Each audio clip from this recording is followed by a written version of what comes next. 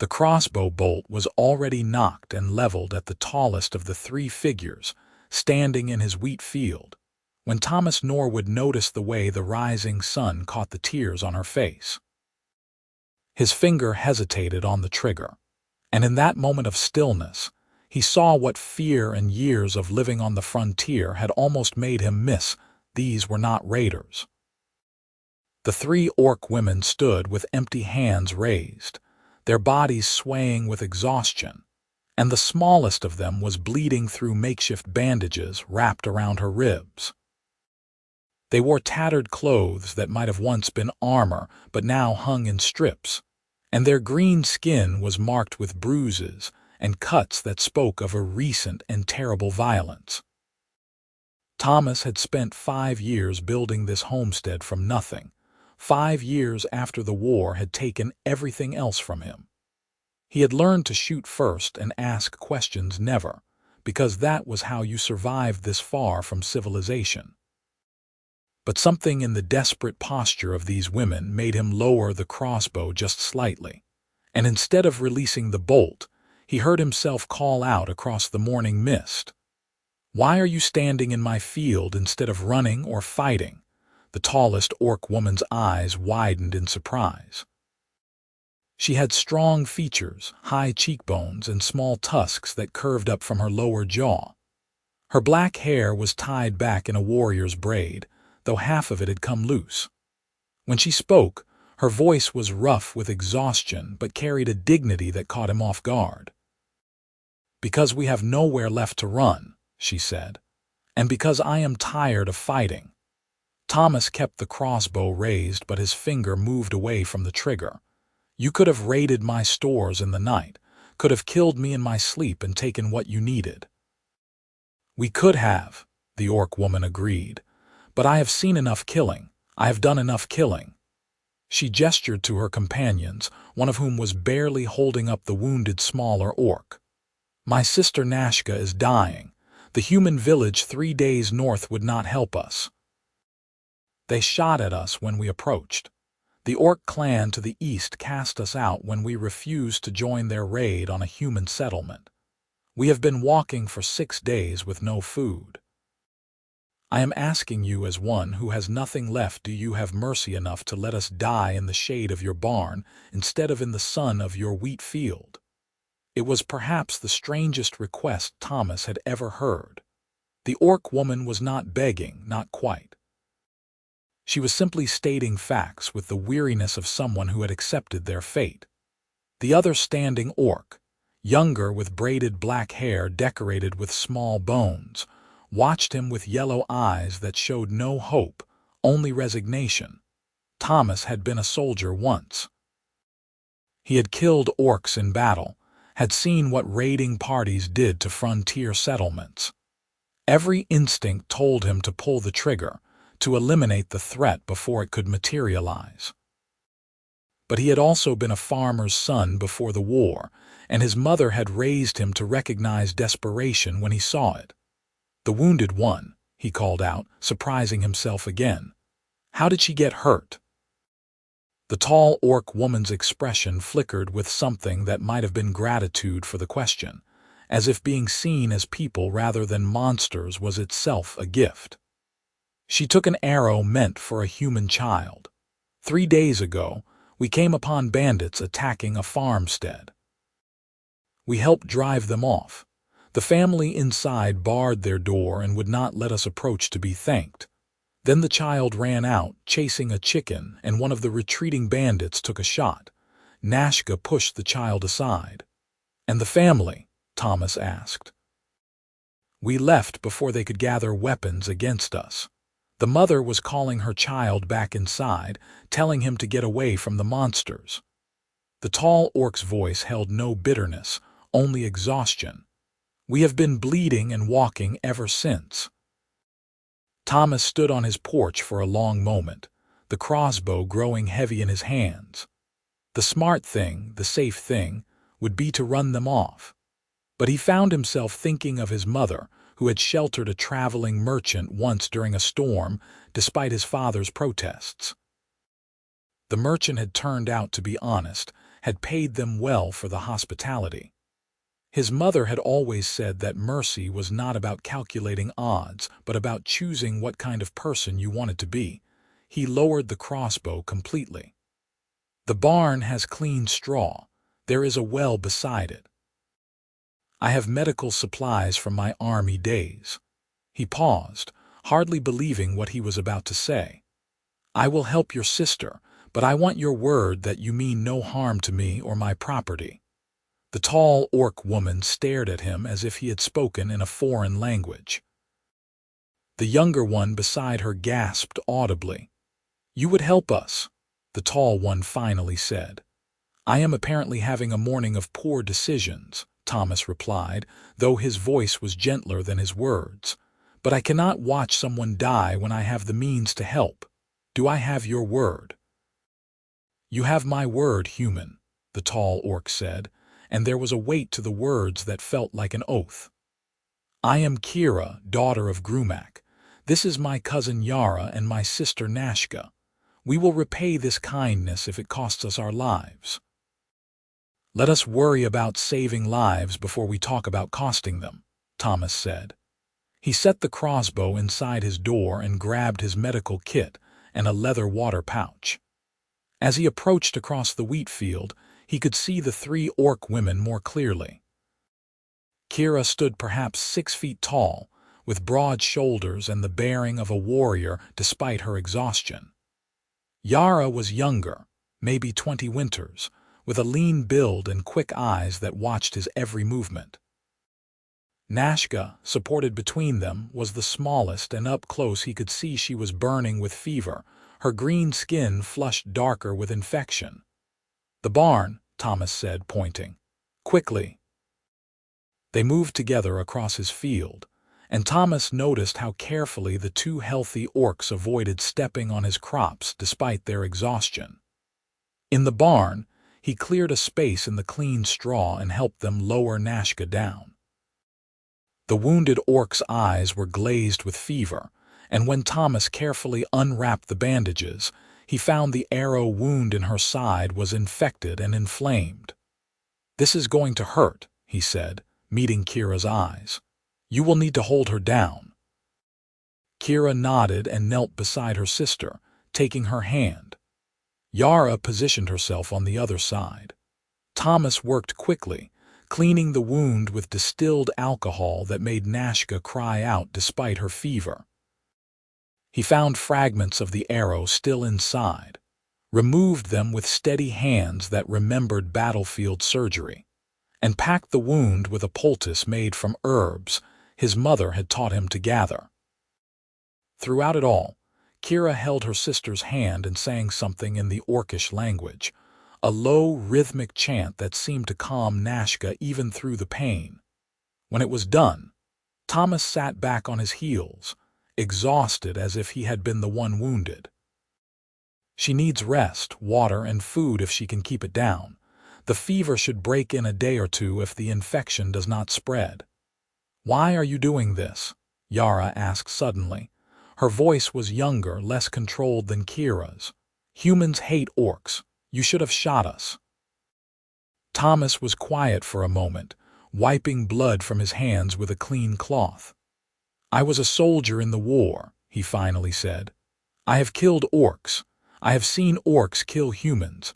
I have seen enough hate and enough death to last several lifetimes. He looked up at them, at their fierce faces marked by exhaustion and wounds and a desperate hope they were trying to hide. Maybe I am tired of it. Maybe I want to see if something different is possible. Kira bowed her head, a gesture of deep respect in orcish culture. You have saved my sister's life, Thomas Norwood. This is a debt that cannot be measured. You knew my name, Thomas said. The family we saved, the mother cursed us as we left. But her child called after us, said thank you. We asked who owned the farm. They said it belonged to a widow named Marsh who sold goods to Thomas Norwood, the hermit farmer to the west. We have been trying to find your farm for 3 days. Thomas felt something cold settle in his stomach. You came here deliberately. We came because you were the only name we had, Kira said. "The only place we could think to go. The child said his mother bought medicine from you once, that you had been kind, that you had a mercy unusual in these parts. We had nowhere else." She met his eyes steadily. "If you had shot us, it would have been better than the alternatives we faced." Thomas stood and walked to the barn door, looking out at his field and the sunrise painting everything gold. He had come to this frontier to be alone, to escape the memories of war and loss. He had built walls not just around his property, but around his heart. And now 3 orc women had stumbled into his life, bringing with them all the complications he had been trying to avoid. "You can stay until your sister heals," he heard himself say. "After that, we will figure out what comes next." He did not see Kira's face, did not see the way her eyes closed in relief so profound it was nearly pain, but he heard her whisper, "Thank you." The first day was awkward and tense. Thomas brought food, bread, cheese, dried meat, and water from his well. Kira and Yara ate like they were starving, which they probably were, while taking turns caring for Nashka. Thomas kept his distance, working in his fields but always aware of the 3 orcs in his barn. Part of him expected treachery, an attack once they had regained their strength. But larger part of him, the part that had made the decision to help them, watched and wondered. By evening, Nashka's fever had broken slightly. She was conscious enough to drink water and eat a little bread softened in broth. Thomas checked the wound again and found it cleaner, the infection responding to the treatment. Kira watched his every movement with an intensity that made him self-conscious. "You were a battlefield surgeon," she said. "It was not a question." "Field medic," Thomas corrected. "I was a scout, but someone had to know medicine. I learned from the surgeons." "You have skilled hands," Kira said. Then she seemed to realize how that sounded and looked away quickly. "I mean, you are practiced. You have done this before." "Too many times," Thomas agreed. He finished bandaging Nashka's wound and stood. "She should sleep now. You should too. You are dead on your feet." "I will watch," Kira said. In case of what? In case you change your mind. In case you decide to kill us while we sleep." Thomas was quiet for a moment. "If I wanted to kill you, I would have done it this morning with much less effort.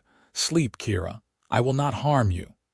"I believe you," Kira said, and from her tone, she seemed surprised by her own words. "But I will watch anyway. It is my nature." Thomas left them in the barn and returned to his house. He sat at his small table in the dark for a long time, trying to understand what he had done and why. He had saved enemies. He had brought danger into his safe, isolated life. And yet when he thought of Kira's face in the sunrise, of the desperate dignity in her voice, he could not regret the choice. The second day, Thomas brought eggs for breakfast and found all 3 orcs awake. Nashka was sitting up, still weak but clear-eyed. She was younger than Thomas had realized, perhaps 19 or 20, with softer features than her sister and cousin. When she saw him, she tried to bow from her sitting position. "You saved my life," she said in accented but clear human speech. "I owe you everything." "You owe me rest and healing," Thomas said, uncomfortable with the gratitude. "Can you keep down eggs?" They could, and they did, eating with an efficiency that spoke of too many days without proper food. Thomas sat on a barrel near the barn door watching them. In the daylight, he could see details he had missed before the careful way Yara had braided small protective charms into her hair, the warrior's calluses on Kira's hands, the delicate tattoos on Nashka's arms that looked like some kind of clan marking. "Those tattoos," Thomas said, nodding at Nashka. "What do they mean?" Nashka touched her arm self-consciously. "They mark me as a healer of the Stonefang clan, or they did before we were cast out." "You were cast out for refusing to raid?" Thomas asked. Kira answered, her voice hard. "We were cast out for choosing mercy over honor." The clan chief wanted to attack a human settlement in retaliation for a hunting party that was killed by human soldiers. Nashka argued that the settlement had not been involved, that many of the humans there were children and elders. Yara and I supported her. The chief said we had been corrupted by human weakness. So he exiled you. He gave us a choice, Yara said bitterly. Participate in the raid or leave the clan forever. We chose to leave. Thomas was quiet, processing this. That must have been a hard choice. The hardest of my life, Kira admitted. The Stonefang clan was our family, our entire world, but I could not kill children to prove my loyalty. I could not ask my sister to abandon her healing oaths, and I could not leave them to face exile alone. You are a warrior, Thomas observed, noting the way Kira held herself, the weapon's calluses on her hands. You must have been valued in your clan. I was a hunt leader, Kira said. I led tracking parties and defended the clan territory. I was being considered for war chief. She laughed without humor. All of that meant nothing when I chose conscience over tradition. Thomas found himself respecting these women more than he wanted to. It would be easier if they were simple raiders, easy to categorize and dismiss. But they were people who had made impossible choices and paid terrible prices for their principles. What will you do? He asked. After Nashka heals, the three orcs exchanged glances. Finally, Kira spoke. We do not know. We cannot return to our clan. Other orc clans will not take us. Word spreads quickly that we are exiles, tainted by mercy. Human settlements will not have us. We have nowhere to go. You could go further west, Thomas suggested. Past the frontier. There are lands there unclaimed by either orc or human. Perhaps, Kira said, but she sounded doubtful. Winter comes in 4 months. We have no supplies, no shelter, no way to prepare. We would likely die before spring. The practical problem settled over them like a weight. Thomas stood and walked to the barn door, looking out at his farm. He had built this place for one person, had designed his life around solitude. Taking in 3 orcs, even temporarily, was madness. And yet, I need help with the harvest, he heard himself say. The wheat will be ready in 2 weeks, and I cannot bring it all in alone. If you stayed, if you helped, I could pay you in supplies and food, enough to see you through a winter somewhere. He turned to see all 3 orcs staring at him in shock. Kira stood slowly. You would let us stay, let us work your land. I would let you earn your way, Thomas corrected. This would not be charity. I genuinely need the help and you need supplies. It would be a trade. People will talk, Yara said suddenly, if anyone sees us here. My nearest neighbor is 5 miles away, Thomas said. I trade for supplies once a month in a small outpost. If you stay in the barn and out of sight, no one needs to know. Kira was still staring at him with an expression Thomas could not quite read. Why would you do this? You do not know us. We could betray you. Thomas considered the question seriously. You could. But you did not raid my stores when you were starving. You kept your word when I asked for it, and... He paused, searching for the right words. I think we have all spent enough time being enemies. Maybe it is time to try being something else. What's something else? Kira asked quietly. I do not know yet, Thomas admitted. Neighbors, allies, people who help each other survive. We can figure it out as we go. Nashka spoke up, her voice still weak but determined. I accept your offer, Thomas Norwood. I will help with your harvest as soon as I am able. As will I, Yara added. Kira was the last to speak, and when she did, her voice carried that same weight of oath it had held in the wheat field. I accept your offer. You have my word we will work hard and honestly, and you have my word that we will protect you and your land as if it were our own clan territory. This I swear. Thomas nodded, feeling as if he had just crossed some invisible threshold he could never step back across. Then we have an agreement. Now rest.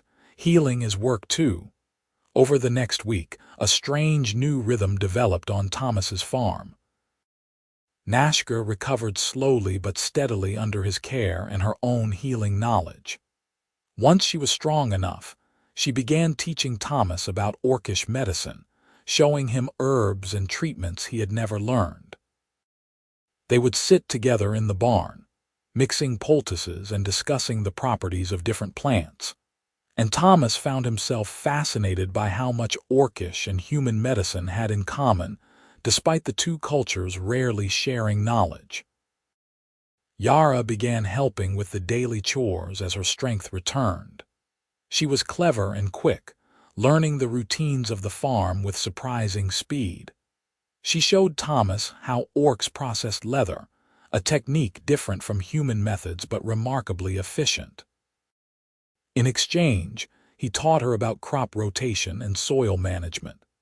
She had a sharp sense of humor that emerged once she relaxed, and sometimes Thomas found himself laughing at her dry observations about farm life. But it was Kira who occupied most of Thomas's thoughts, though he tried not to acknowledge why. She was a presence like a banked fire contained, but always ready to flare into action. As she regained her strength, she began helping with the heavier work, and Thomas found himself watching the way she moved, efficient and powerful, never wasting motion. She spoke little, but when she did, her words carried weight. One evening, as Thomas was checking the fence line near the barn, Kira approached him. "I would like to patrol your property line," she said, "to make sure there are no threats." Thomas looked up from the post he was repairing. "You think there might be?" "I think 3 exiled orcs and a human who shelters them could draw attention from both sides if word spreads. I would like to make sure no one approaches without our knowledge." It was a sensible precaution, and Thomas nodded. "I will show you the boundaries."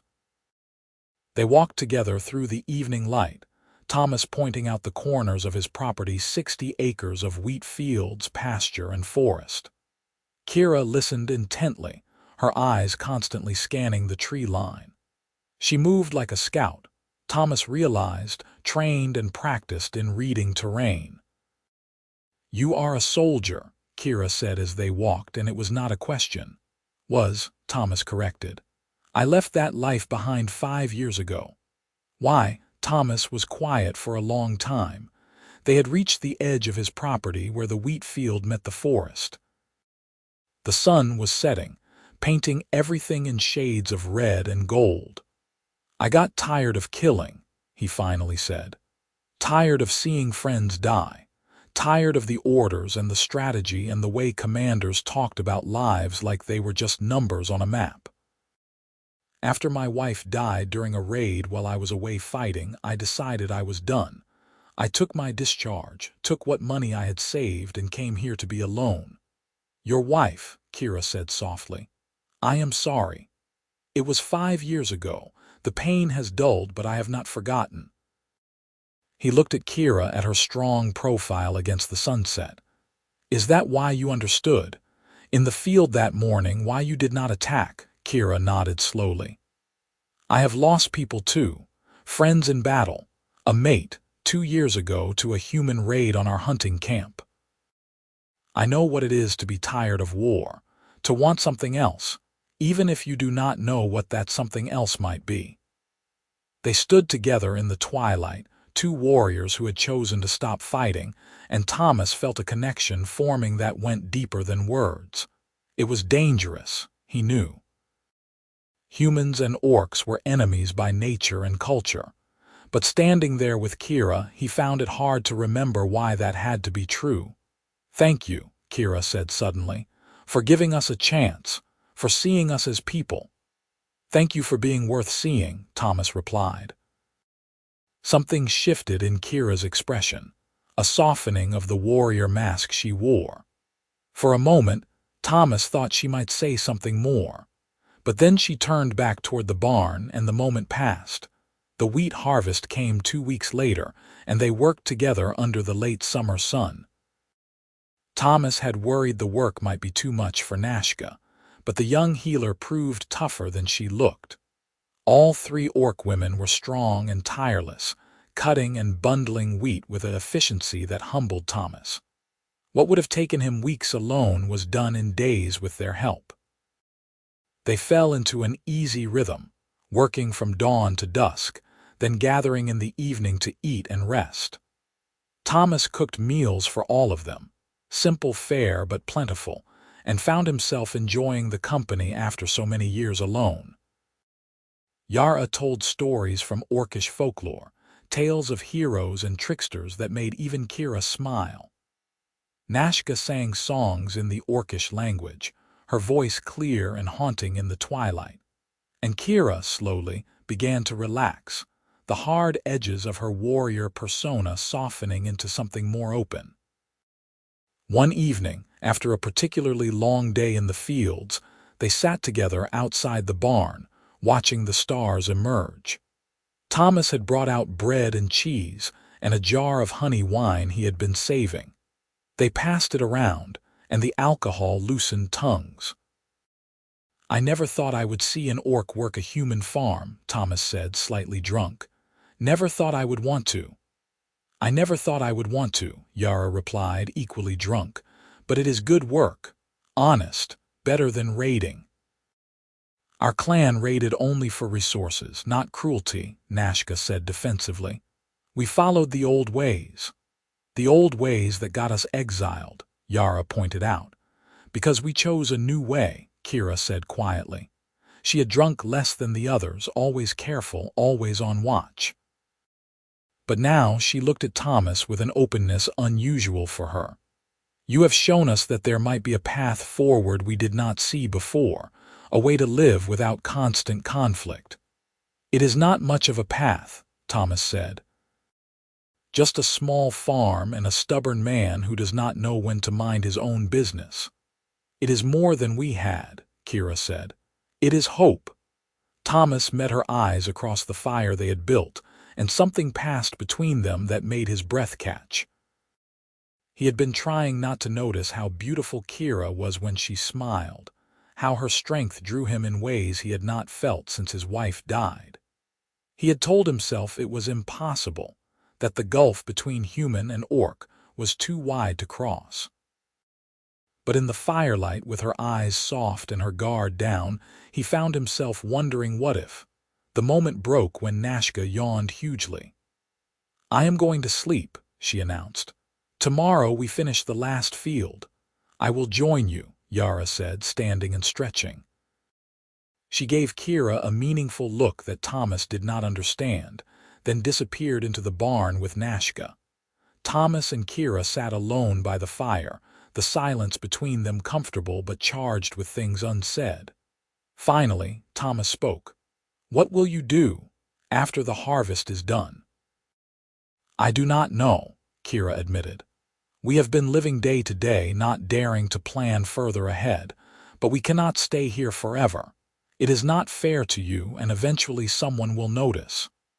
"You could stay through winter," Thomas said, the words escaping before he could think better of them. "The barn is weather-tight. I have enough supplies.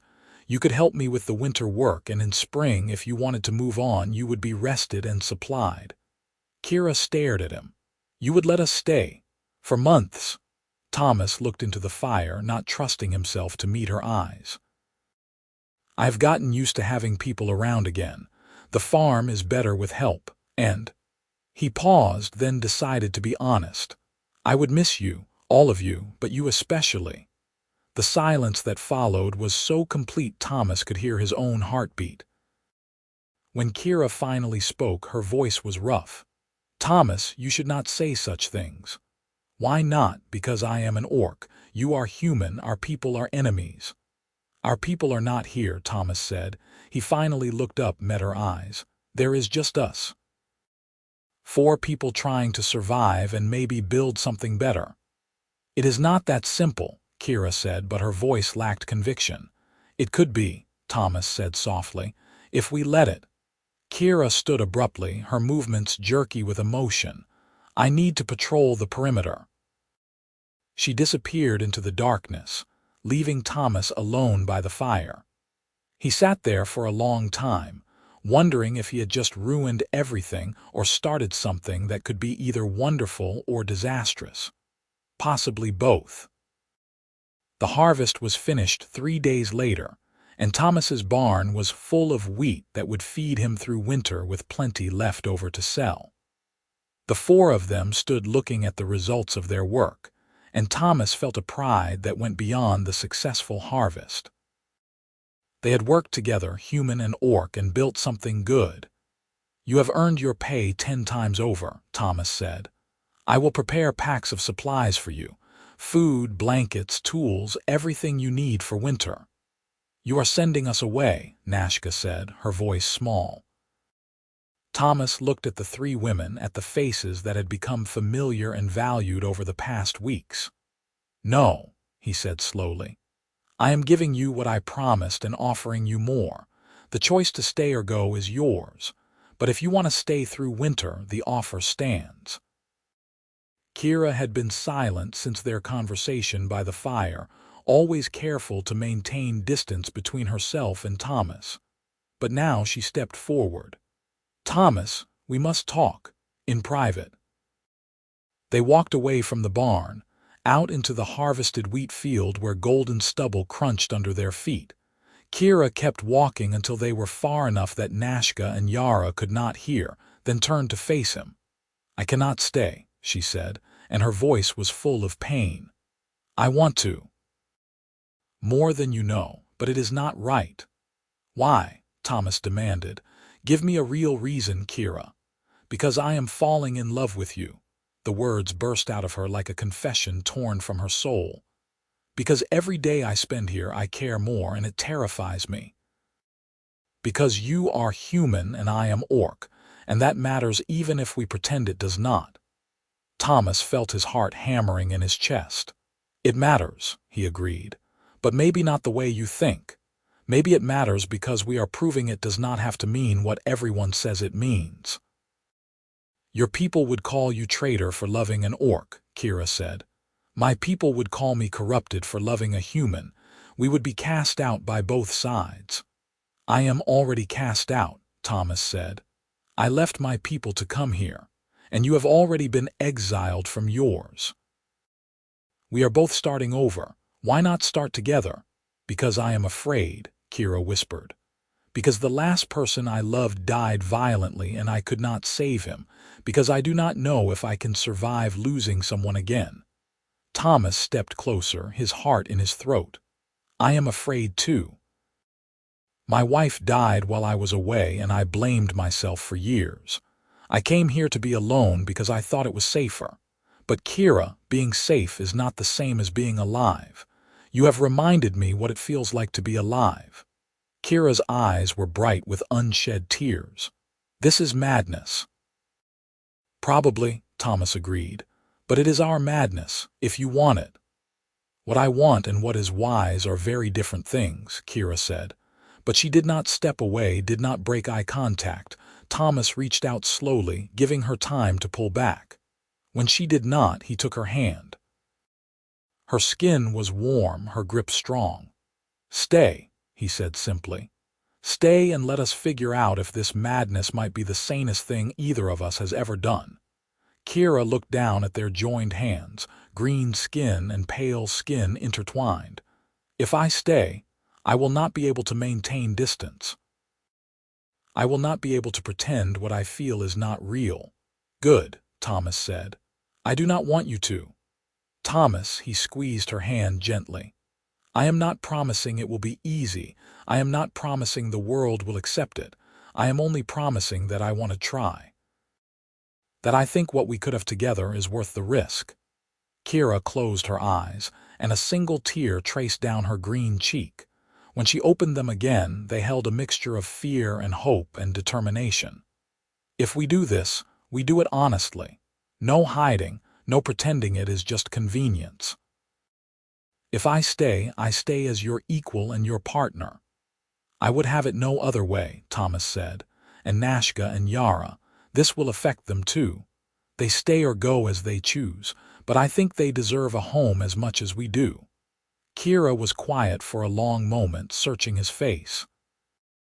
Then she stepped forward, and with a deliberateness that made Thomas's breath stop, she leaned down and kissed him. Her lips were soft despite her tusks, her kiss tender despite her warrior's strength. Thomas wrapped his arms around her, pulling her close, and for a moment the world was nothing but the two of them and the choice they were making. When they broke apart, both were breathing hard. Kira rested her forehead against his, and Thomas could feel her trembling.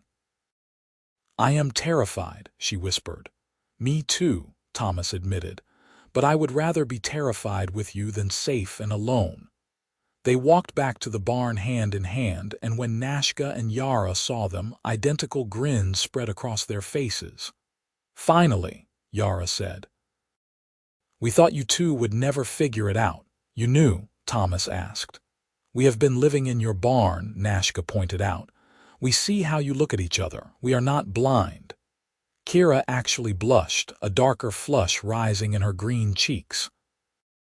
"We would like to stay through winter," she said to her sister and cousin. "If you are willing, but it will not be without complications." "Life is complications," Yara said philosophically.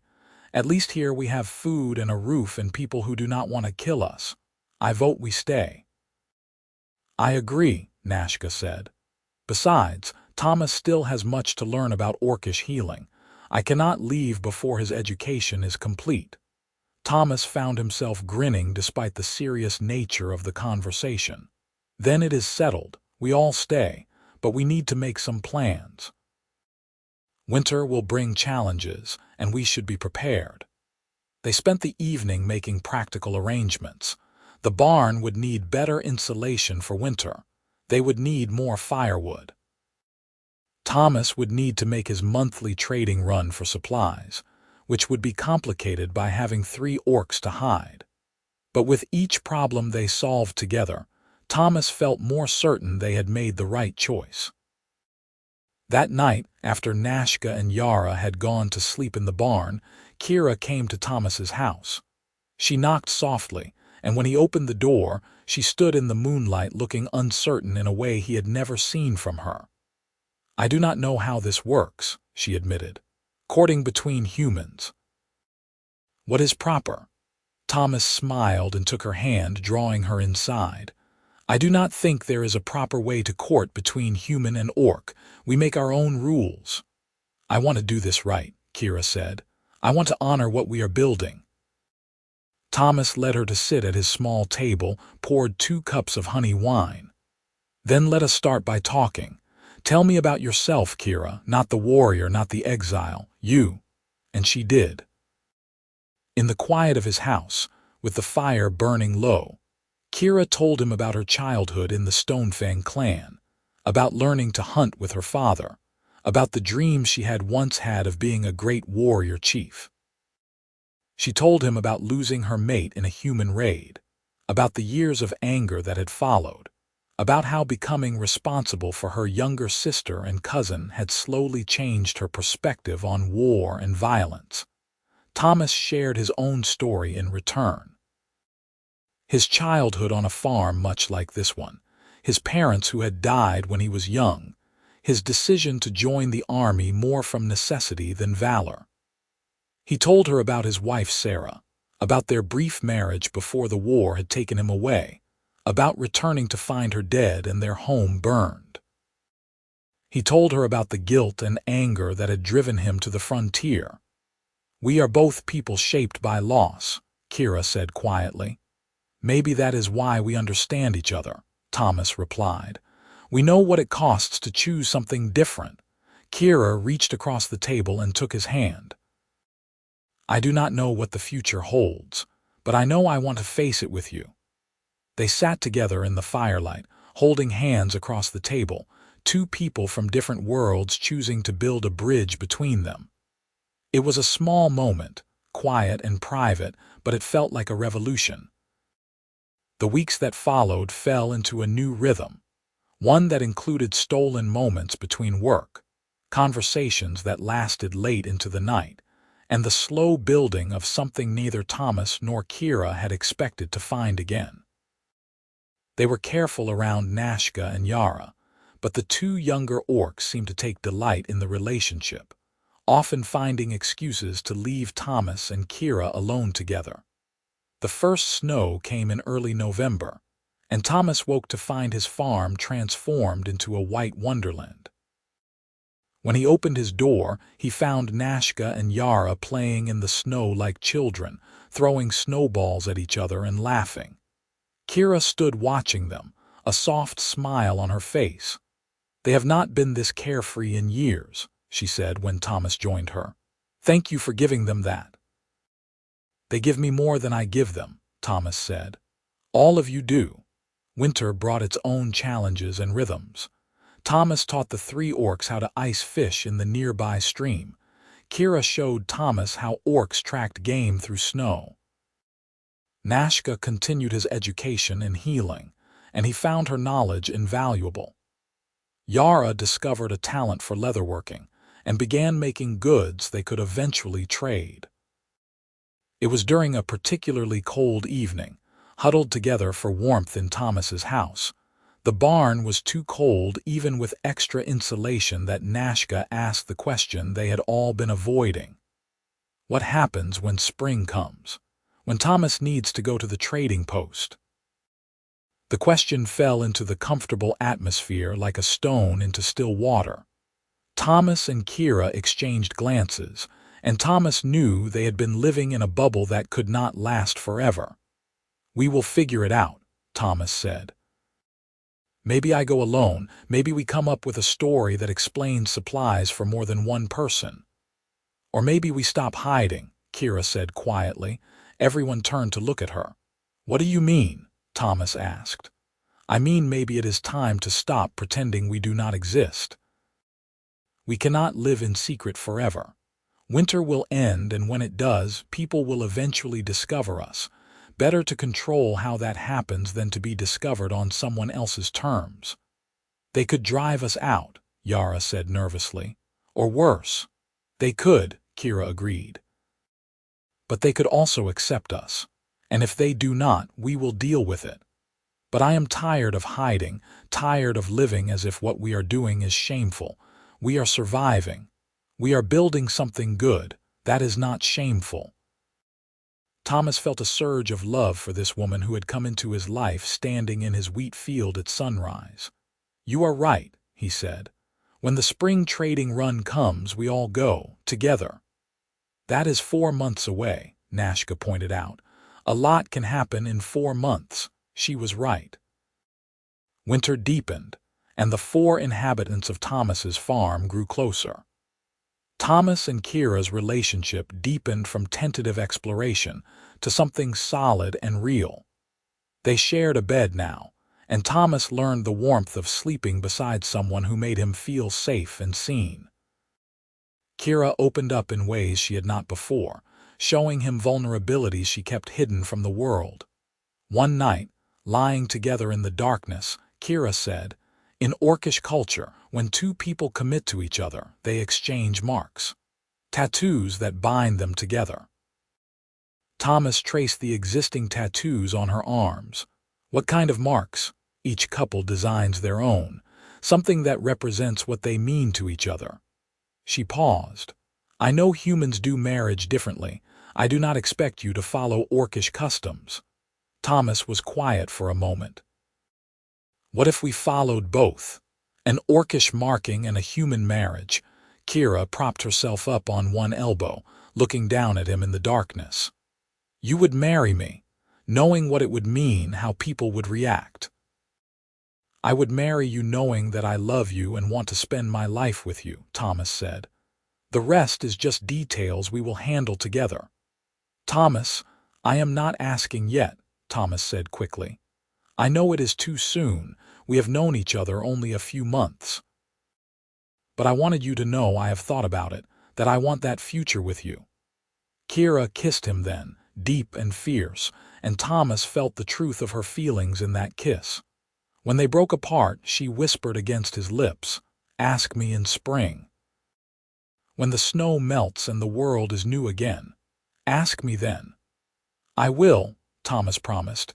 January brought a blizzard that trapped them inside for 3 days.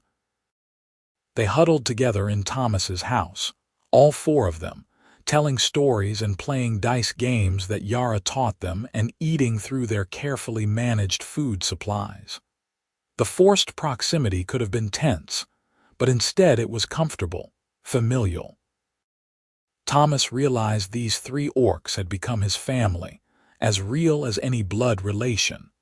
On the 3rd day of the blizzard, when the wind was howling so loud they had to shout to be heard, Nashka said something that surprised them all. "I want to learn to read and write human script." Thomas looked up from the leather he was mending. "You can read orcish but not human." "Our clan did not value human learning," Nashka explained. "But if I am going to be a healer, I should be able to read medical texts from all cultures. Will you teach me?" "I will," Thomas said. "And in return, you can teach me to read orcish. It seems only fair." So they added lessons to their daily routines. Nashka proved a quick student, her healer's focus serving her well. She was soon reading from Thomas's small collection of books, fascinated by human stories and medical knowledge. In return, Thomas struggled with orcish script, which was angular and complex, but Nashka was a patient teacher. Yara asked to learn too, and soon both younger orcs were reading everything they could find. Thomas found himself going through books he had not looked at in years, seeing them fresh through his students' eyes. February brought a thaw, and with it, a challenge none of them had anticipated. Thomas was checking his trap line when he heard voices, human voices. He froze, then carefully made his way back toward the house, staying in cover. 3 men on horses were approaching his farm, and Thomas recognized them. They were from the trading post, rough frontiersmen who sometimes did odd jobs. His heart sank when he saw Kira step out of the barn, clearly having heard the horses. The 3 men reined in, staring at Kira with expressions ranging from shock to anger. "Norwood," one of them shouted. "You got orcs on your land." Thomas stepped out from the trees. "I do. Is that a problem?" The lead man, a burly fellow named Dutch, spat into the snow. "Hell yes, it is a problem. Orcs are raiders and killers. What are you thinking, harboring them?" "I am thinking they are people who needed help, and I had the means to provide it," Thomas said calmly, though his hand rested on the knife at his belt. "They have been working my farm, earning their keep honestly." "Working your farm?" another man sneered. "Is that what you call it?" "Man beds down with orc women and claims it is farm work." Thomas felt rage flash through him, but before he could respond, Kira spoke. Her voice was cold and hard, the warrior surfacing. "You will speak respectfully or you will leave. This is Thomas Norwood's land, and you are not welcome if you come with insults." Dutch laughed. "The orc gives orders now. Norwood, have you lost your mind?" "No," Thomas said. "I have found clarity. These women have done no harm. They work hard, honor their word, and have become valued members of my household. Now, did you come here for a reason or just to cause trouble?" The 3rd man, quieter than the others, spoke up. "We came because the trading post master wanted to check on you. You did not come for supplies last month and he was worried. We volunteered to ride out." "Tell him I am fine," Thomas said. "Better than fine. I will be at the trading post in March to sell my wheat and buy spring supplies." Dutch was still staring at Kira with open hostility. "This is not right. It is not natural. You are a traitor to your own kind, Norwood." "I am loyal to what is right," Thomas replied. "Not to blind prejudice. Now I have asked you politely to leave. Do not make me ask impolitely." The 3 men exchanged glances. They were armed, but so was Thomas, and Kira stood like a warrior ready to fight. After a tense moment, Dutch spat again and turned his horse. "You will regret this, Norwood. Word will spread. People will not stand for it." "Then that is their problem, not mine," Thomas said. The men rode off, and Thomas waited until they were out of sight before letting out a shaky breath. Kira came to stand beside him. "That was dangerous." "I know," Thomas said, "but I meant what I said. I will not hide you or pretend to be ashamed of you. They will talk. By the time we reach the trading post, everyone will know." "Good," Thomas said, surprising himself. "Let them know. Let them deal with it before we arrive. Maybe some of the initial shock will wear off." Nashka and Yara had emerged from the barn during the confrontation, and they looked shaken. "This is what we feared," Nashka said quietly. "We bring trouble to you." "No," Thomas said firmly. "Small-minded people bring trouble. You bring work and laughter and companionship. I will take that trade any day." But the encounter had shaken them all, a reminder that the bubble they had been living in was fragile.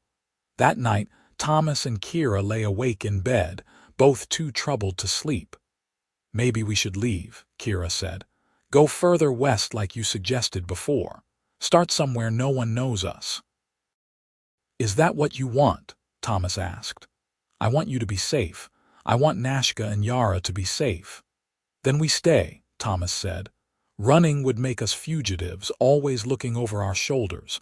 Here we stand our ground and dare the world to tell us we are wrong." "You sound like a warrior," Kira said with a small smile. "I was a warrior.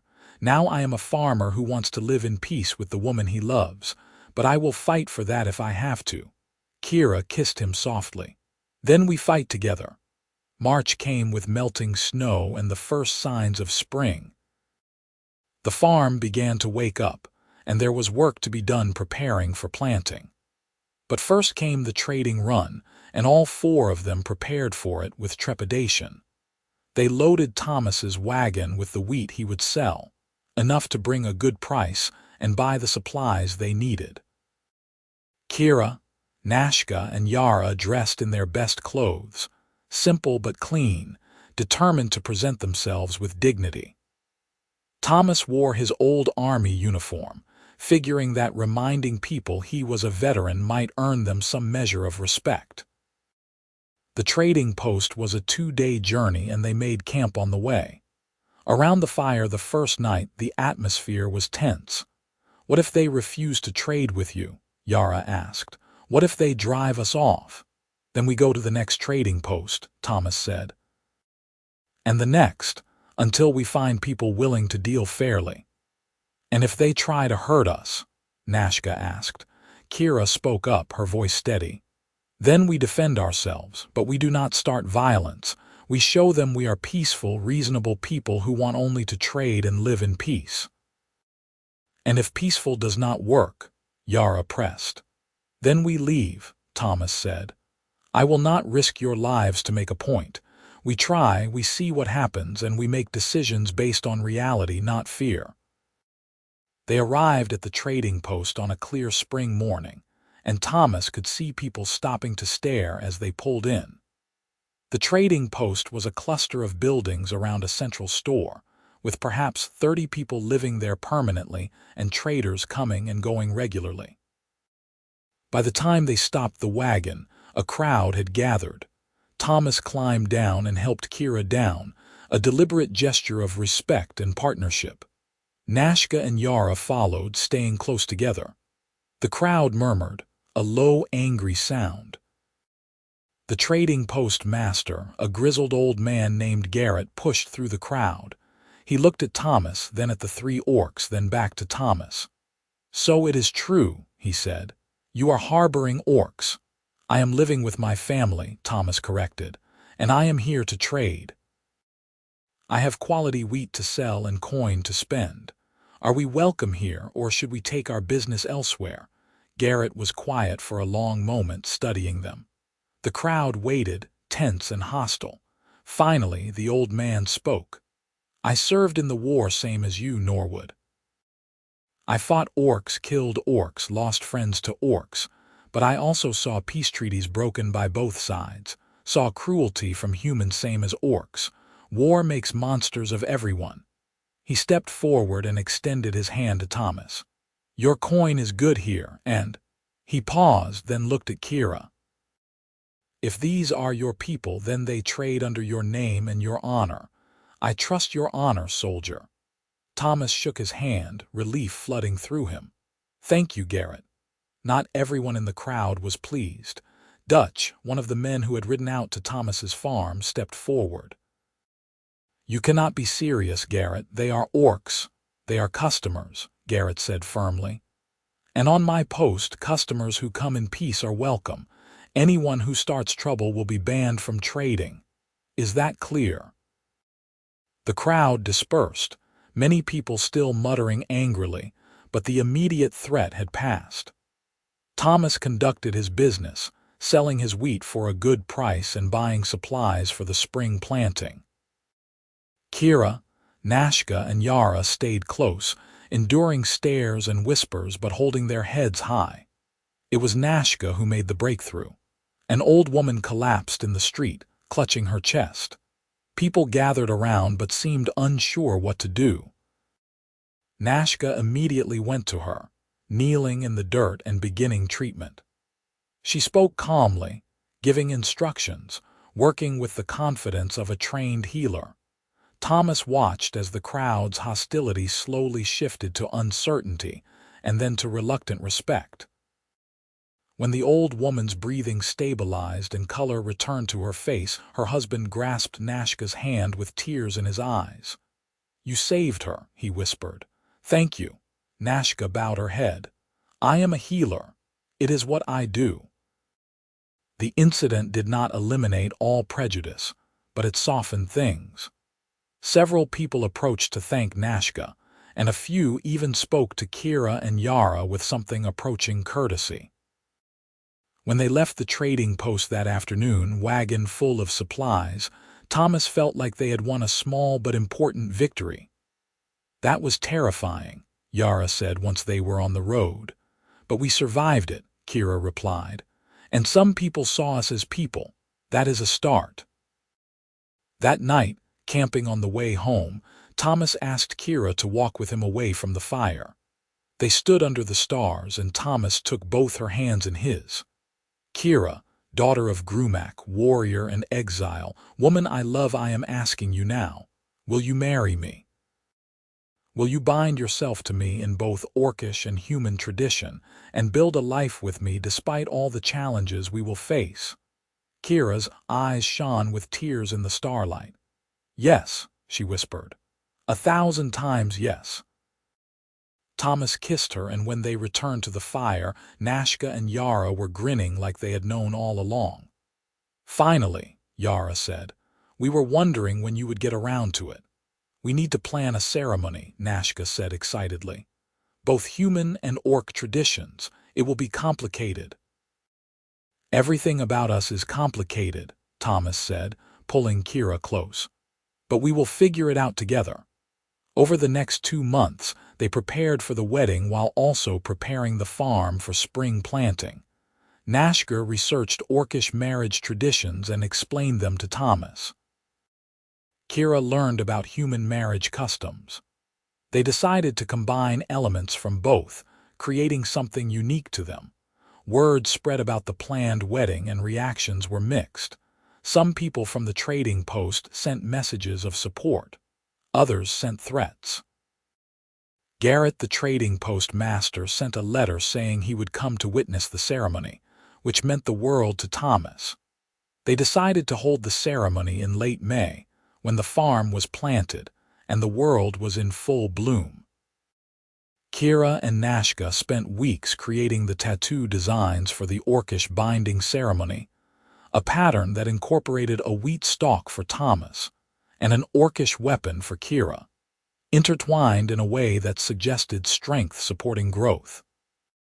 Thomas worked with the local blacksmith, one of the few people who had been openly supportive, to create rings in both human and orcish styles.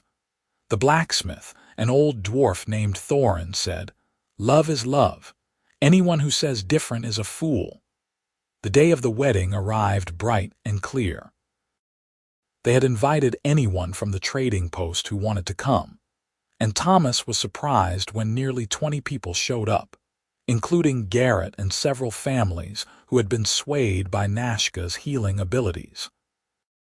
They held the ceremony in the field where Thomas had first seen the three orcs standing at sunrise. It felt appropriate, a full circle moment. Garrett agreed to perform the human marriage ceremony, speaking words about commitment and partnership. Then Nashka performed the orcish binding ritual, speaking in the orcish language while using sacred ink to mark Thomas and Kira with their chosen tattoos. When it was done, when they had exchanged rings and marks and vows, Thomas kissed his wife, and heard a cheer go up from the assembled crowd. Not everyone was celebrating, but enough were that it felt like acceptance, or at least the beginning of it. At the feast afterward, a combination of human and orc foods that Yara had worked for weeks to prepare people mingled and talked, and Thomas saw barriers beginning to break down. An old farmer asked Kira about orcish farming techniques. A young woman asked Nashka about healing herbs. Dutch was not there, and several of his friends had stayed away, but enough people had come that it felt like a victory. As the sun set and people began to leave, Garrett pulled Thomas aside. "You have started something here," he said. "I do not know if it will last, but you have proven that humans and orcs can live together in peace. That means something." "I just wanted to marry the woman I love," Thomas said. "That is how all great changes start," Garrett replied with a smile. "With one person deciding what they want matters more than what others think they should want." That night, Thomas and Kira lay together in the house that was now officially theirs together, wearing their new tattoos and rings. "We did it," Kira whispered. "We actually did it."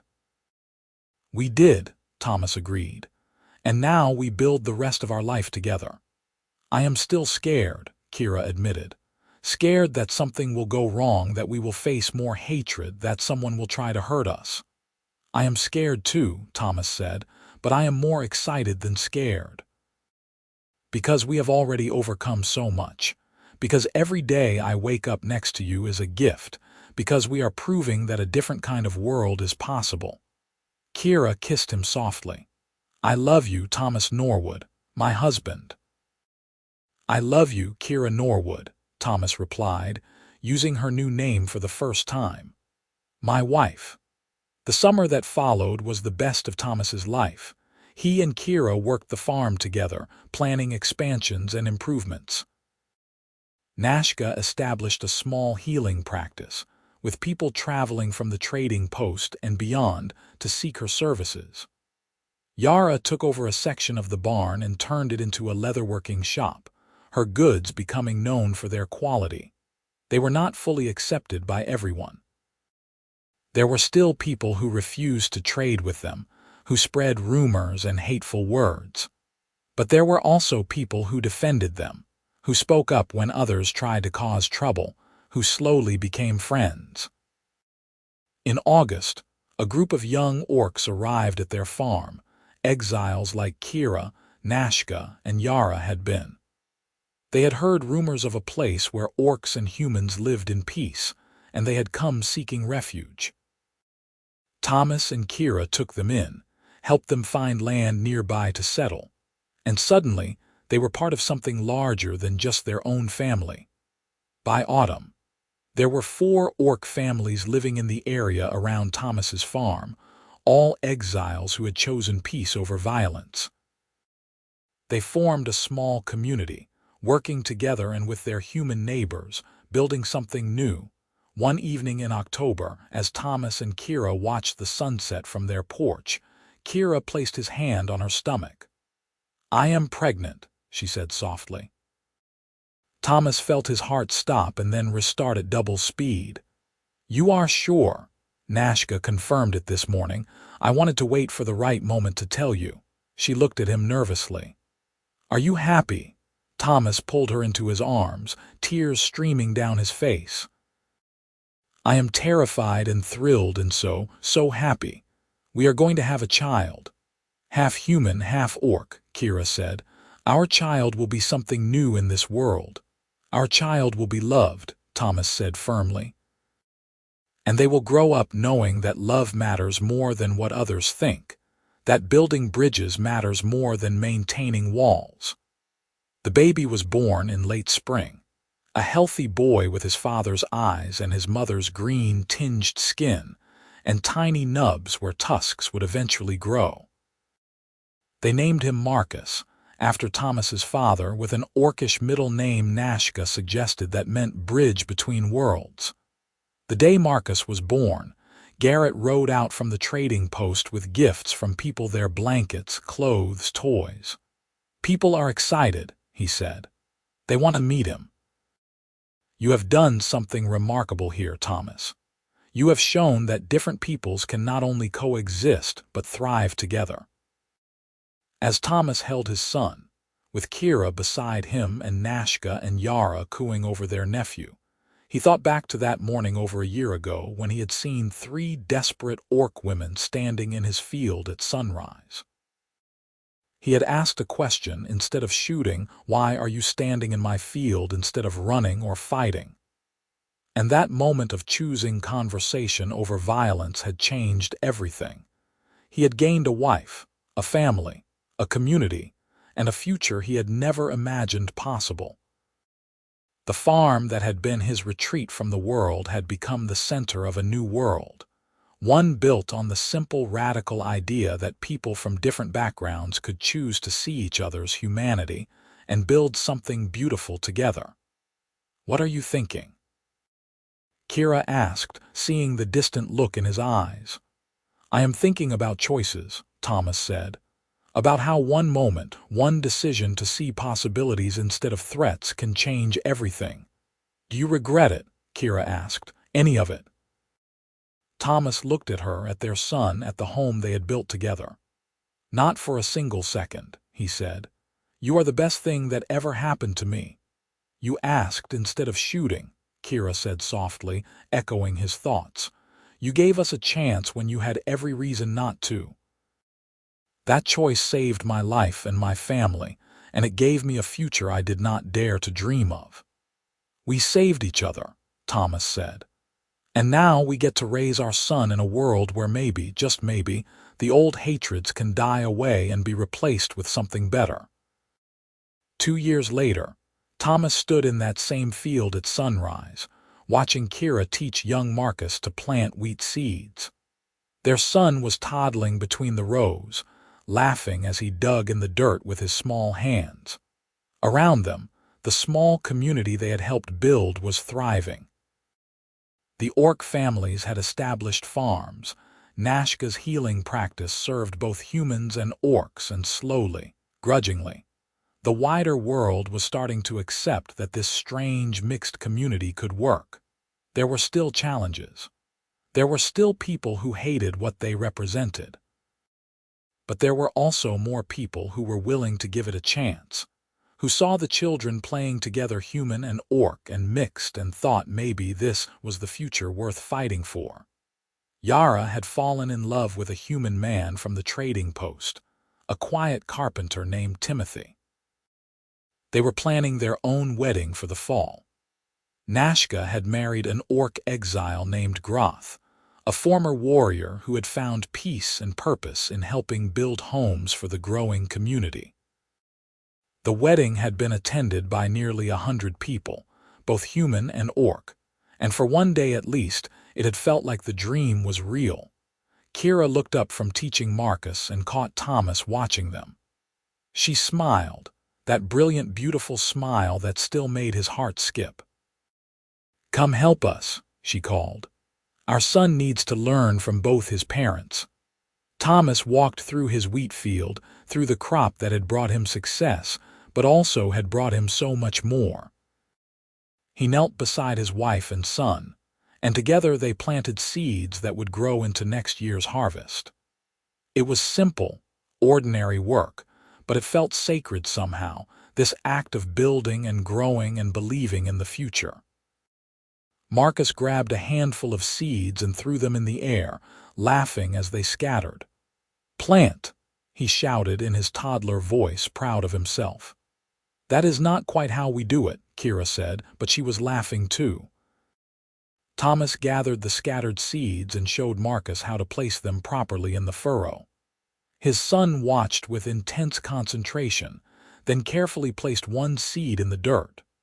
"Good," he asked, looking up at his father with those bright eyes. "Perfect," Thomas said, his throat tight with emotion. "You are perfect." As they worked together in the sunrise, Thomas thought about all the mornings he had watched the sun come up alone before 3 desperate orcs had stood in his field and changed his life forever. He had asked a question instead of shooting, had chosen to see possibilities instead of threats, and it had led him here to this moment, this family, this life that was richer and more meaningful than anything he had imagined for himself. The world was still complicated. Prejudice still existed.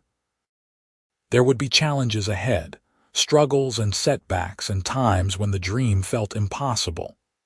But here, in this field, planting seeds with his wife and son, surrounded by a community they had helped build, Thomas felt a certainty that went bone deep.